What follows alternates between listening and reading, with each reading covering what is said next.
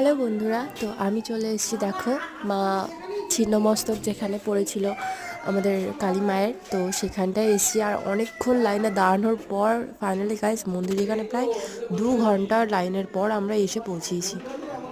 তো এই দেখো, বাপি এই যে প্রণাম করে ঢুকলো। আর গাইস এইটার তোমাদের আমি ভিডিওতে দেখাতে থাকবো যে আমি ভেতরের অংশগুলো তোমাদেরকে দেখাতে পারিনি, কারণ ওখানে ফোন অ্যালাউ ছিল না। আর যেহেতু ফোন অ্যালাউ না, সেটুকু আমি তোমাদের সঙ্গে শেয়ার করতে পারলাম না। আর বাইরের যেটুকু শেয়ার করতে পেরেছি সেগুলো তোমাদের সঙ্গে সবই আমি শেয়ার করবো। তো এটা ফার্স্ট অফ অল হচ্ছে আমাদের এখানে শিবলিঙ্গ বাইরে যেটা। তো আরেকটা ভিডিও আমি পোস্ট করেছি যেখানে অনেক বড় একটা শিব মূর্তি আছে। তো বাপি এখানে, সবাই এখানে নারিয়েল ফাটায়, তো নারিয়েল এখানে ফাটানো হচ্ছে। বাপি এখানে নারিয়েল দিয়ে স্নান করিয়েছে।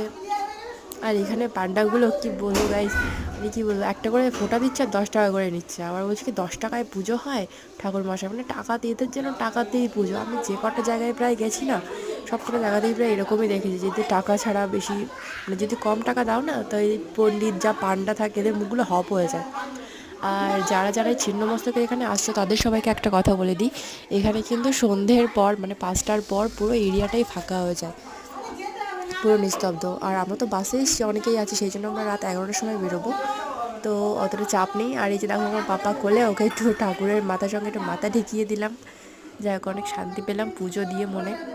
তবু আরও একটু, মানে যদি, মানে কী বলবো, ভালো করে পুজো দিতে পারতাম। মানে ভেতরে গিয়ে লিটারেলি আমাদেরকে যুদ্ধ করতে হয়েছে পুজো দেওয়ার জন্য।